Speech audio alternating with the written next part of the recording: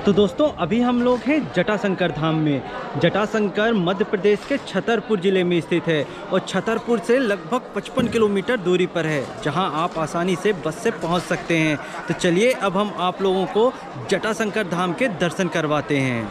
जटाशंकर धाम मध्य प्रदेश के Chhatarpur bus stand से लगभग 55 किलोमीटर दूरी पर है, जहां आप आसानी से बस से पहुंच सकते हैं, जिसका किराया मात्र 70 रुपये है और 2 घंटे का सफ़र है। जटाशंकर धाम प्रांगण बहुत ही बड़ा है, जहां बस, कार जैसी कई गाड़ियां आसानी से एक साथ खड़ी हो सकती हैं।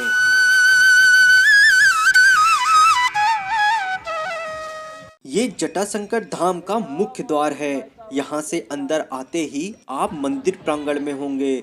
मंदिर के अंदर आते ही एक समाधि स्थल हमें देखने मिलती है। ये समाधि स्थल किसी मनुष्य की नहीं बल्कि नंदी महाराज की है, जिनकी 3 आँख और 3 सींग थे। इन्हीं की समाधि यहाँ बनाई गई है। इस समाधि स्थल पर भी लोग पूजा अर्चना करते हैं। समाधि स्थल से आगे आते ही विशालकाय हमें शिव प्रतिमा दिखाई पड़ती है, जिनके दर्शन के बाद हम सीढ़ियों के माध्यम से मंदिर की ओर आगे बढ़ते हैं। जटाशंकर धाम एक शिव धाम है, जहां मंदिर गर्भगृह में शिवलिंग स्थापित है। जटाशंकर धाम पूरे बुंदेलखंड में इतना प्रसिद्ध शिव धाम है कि श्रद्धालु इस स्थान को बुंदेलखंड का केदारनाथ कहते हैं। किसी विशेष त्योहार या शिवरात्रि पर तो हजारों में नहीं लाखों की संख्या में भक्त शिव जी के दर्शन करते हैं। जटाशंकर का मुख्य मंदिर एक ऊंचे स्थान पर स्थित है, जहां हमें कई सीढ़ियां चढ़कर पहुंचना होता है। मंदिर तक पहुंचने के लिए सीढ़ियां ही एकमात्र माध्यम है। यहां कोई रोपवे नहीं लगा है, पर अच्छी बात यह है कि ये सीढ़ियां बहुत ही चौड़ी और कम ऊंची हैं, जिससे थकान कम होती है। सीढ़ियां चढ़ते समय थोड़े थोड़े स्थान के बाद विश्राम गृह, बेंच और पीने की पानी की सुविधा भी मिल जाएगी। आप आराम से धीरे धीरे करके मंदिर तक पहुंच सकते हैं।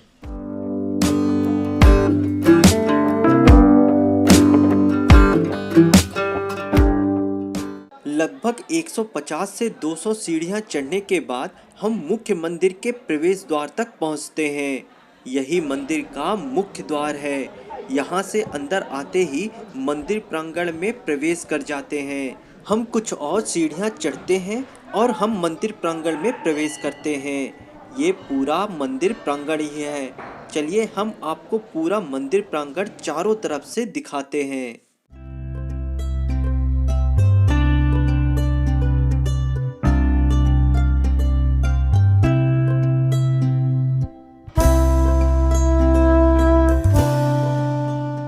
अब हम चलते हैं मंदिर गर्भगृह की ओर। यहाँ तक पहुँचने के लिए हमें पतली रेलिंग से होकर जाना होता है।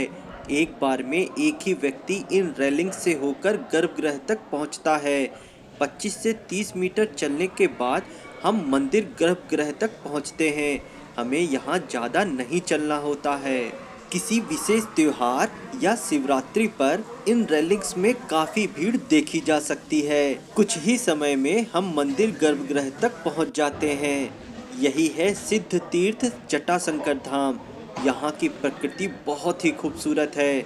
जटाशंकर धाम में 2 कुंड हैं, गर्म पानी का कुंड और एक ठंडे पानी का कुंड, और ये दोनों कुंड ही प्राकृतिक कुंड हैं।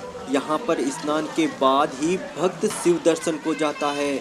मान्यता है कि यहाँ पर स्नान करने से शरीर की कई बीमारियों का नाश होता है। शरीर की चमड़ी के सारे रोग खत्म हो जाते हैं, और यदि यहाँ के जल का सेवन किया जाए तो पेट की कई बीमारियों से छुटकारा मिलता है। आप स्क्रीन पर जो कुंड देख पा रहे हैं, ये ठंडे पानी का कुंड है, और इस कुंड में हमेशा स्वच्छ जल भरा रहता है। इस कुंड के चारों तरफ रेलिंग्स लगाई गई हैं। यदि आपको इस कुंड के जल से स्नान करना है तो लोटा लेकर ही जल से स्नान करना होगा। इस कुंड में जल एक प्राकृतिक झरने से आता है। चलिए हम आपको इस झरने के पास लेकर चलते हैं। ये देखिए, गौमुख से लगातार जल का प्रवाह होता रहता है। यहाँ पर भी भक्त स्नान करते हैं और इसी झरने का जल इस ठंडे पानी के कुंड में जाता है। इस कुंड को चारों ओर से इसलिए घेरा गया है क्योंकि भक्त इस कुंड में कूद कर न नहाएं।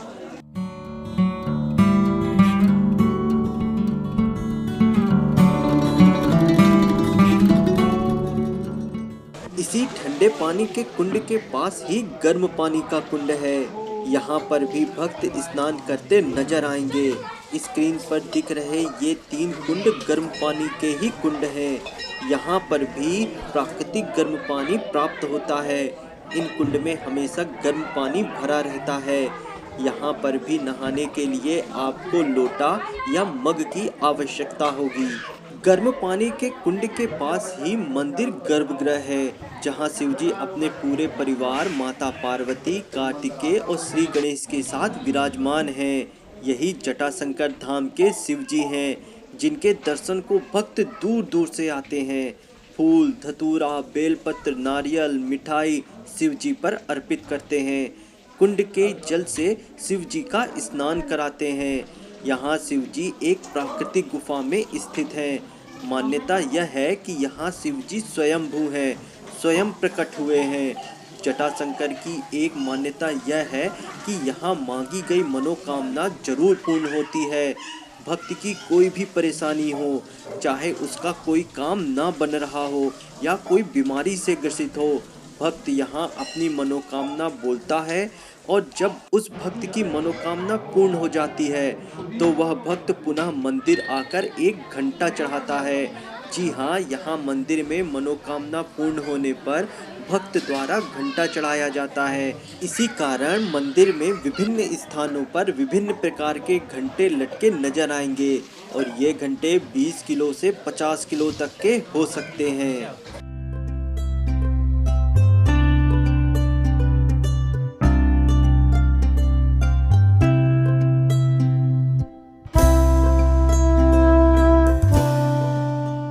अब हम चलते हैं हवन कुंड की ओर। कहा जाता है कि इस कुंड की आग कभी नहीं बुझती है। यहाँ एक माता पार्वती का मंदिर भी है, जहाँ माता स्वयं विराजमान है।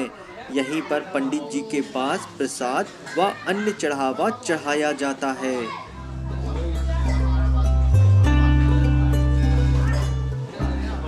यहाँ मंदिर प्रांगण में आपको बहुत सारे शरारती बंदर दिखाई पड़ेंगे।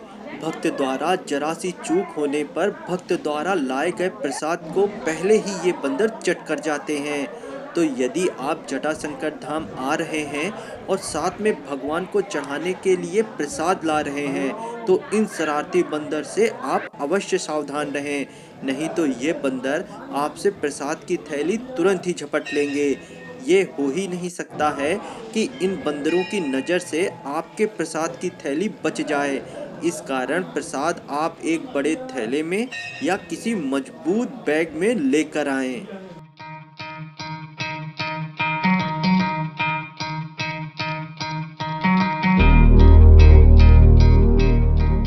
तो हमने जटाशंकर धाम के शिवजी के दर्शन किए। अब हम जा रहे हैं श्री लक्ष्मी नारायण मंदिर के दर्शन करने।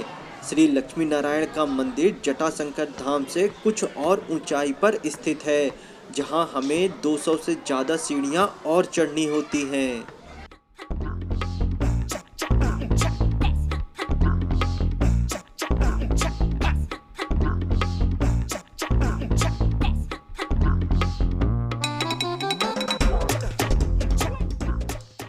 हमारी किस्मत बहुत ही अच्छी थी। रास्ते में हमें नागराज के दर्शन भी हुए। नागराज पानी की टंकी के पास जल ग्रहण करने बाहर आए थे। जटाशंकर के शिव दर्शन के बाद जब नागराज के दर्शन हो जाएं तो फिर बात ही क्या है। यहाँ के रहवासियों का कहना है कि ये नागराज कभी कभी अपने स्थान से बाहर निकलते हैं और शिव भक्तों को दर्शन देते हैं। यही वो नागराज हैं। हम आपको एकदम पास से नागराज के दर्शन करवा रहे हैं।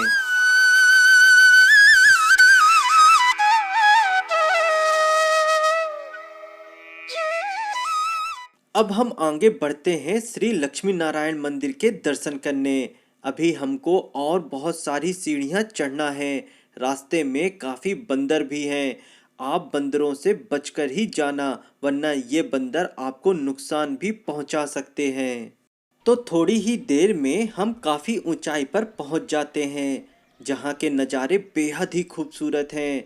सुंदर पहाड़, जंगल हमें देखने मिलते हैं और यहाँ से थोड़ी और चढ़ाई चढ़ने पर ही हमें लक्ष्मी नारायण का मंदिर मिल जाता है। तो ये सीढ़ियाँ हमें और चढ़नी है और उसके बाद हमें लक्ष्मी नारायण का मंदिर मिल जाएगा।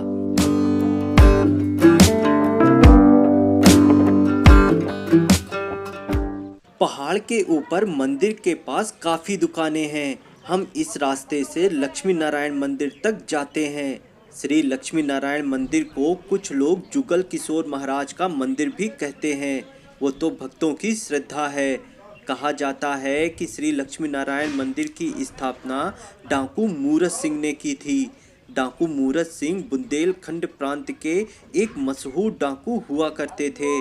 लोगों का कहना है कि डाकू मूरत सिंह को एक बार कोढ़ की बीमारी हो गई थी। वे पुलिस से छुपते छुपाते जटाशंकर के इसी स्थान पर पहुँचे और नीचे जटाशंकर के कुंड में स्नान किया। कहा जाता है कि स्नान करते ही उनका कोढ़ ठीक हो गया और उन्होंने इसी स्थान पर श्री लक्ष्मी नारायण मंदिर की स्थापना की और फिर यहीं बस गए। यही लक्ष्मी नारायण मंदिर का प्रवेश द्वार है। हमारे प्रवेश करने से पहले गौ माता मंदिर में प्रवेश करती हैं। उसके बाद हम मंदिर में जाते हैं।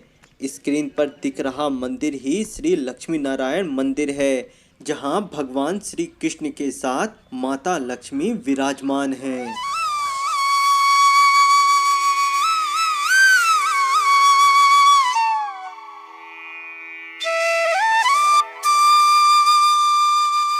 आज के समय श्री लक्ष्मी नारायण मंदिर के पंडित जी द्वारा पथरी, घात, श्वास जैसी बीमारियों का इलाज किया जाता है।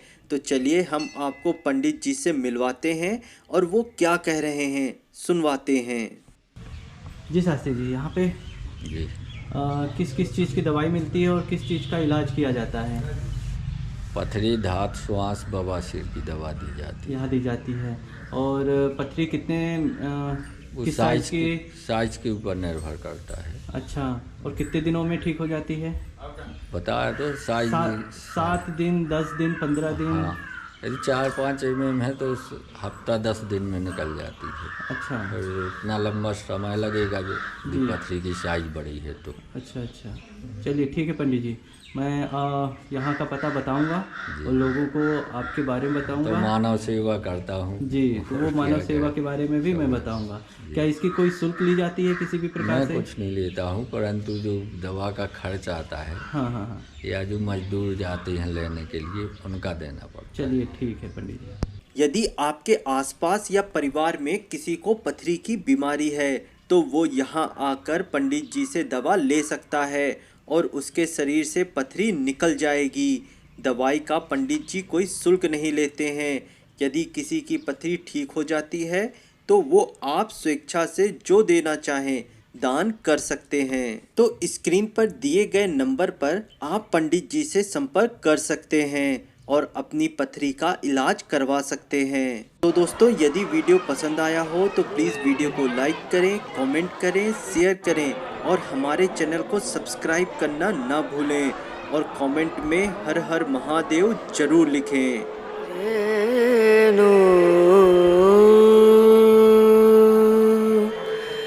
र